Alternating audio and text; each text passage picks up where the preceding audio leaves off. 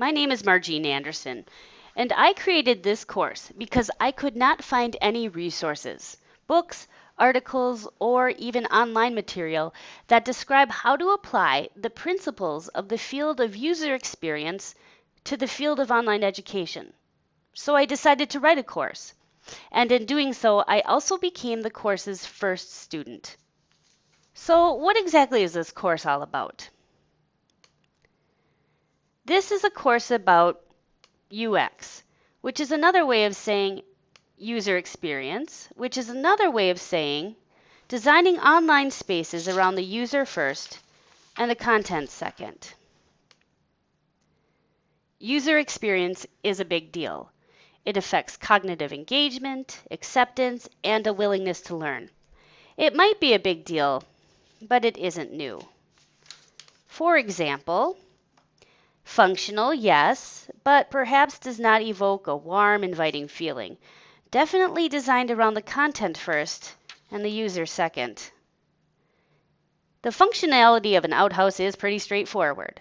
There must be something that's less tangible, but critically important, that makes the experience of hygiene so important to our culture. That something? That's UX. Can ambiance, which is a sister word to UX, affect the taste of food? This picture certainly affects my expectation of how the food is going to taste. But that's a nice user experience. Consider this. What if the exact same food that was served in the previous picture was served here? Would it become more appealing? Education has recognized that learning is impacted by the experience of the student. This is a picture of an old anatomical theater. A dissection would take place here on the table while the students stood at the rail, straining to see and to hear. Was it an efficient way of teaching? Yeah, it was. Was it effective?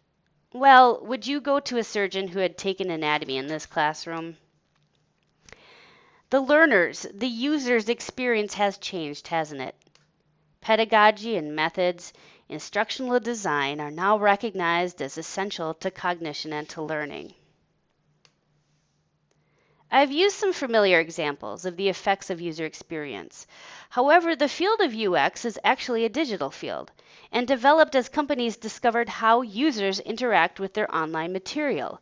For example, here's Amazon 1994, and here's Amazon today.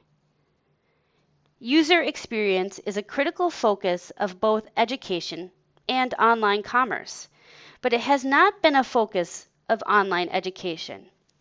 Most online courses are taught using a learning management system, but learning management systems are designed around the content first and student learning second. These are the commonly used learning management systems in higher education. We have Moodle, Angel, Canvas, and what we'll be working with, which is Desire to Learn. On their face, they do not seem to be able to provide students with a great UX. And frankly, they do not provide instructors with a great UX or teaching experience either. But believe it or not, they can.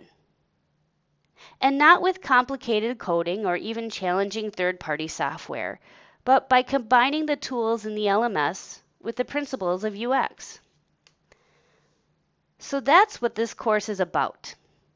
It's a course about UX, which is another word of saying user experience. But our definition needs to change a bit.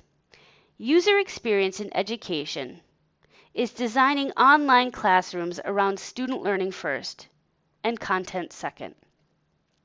Feel free to go through this course topic by topic or to jump around to the information you're most interested in. And have fun.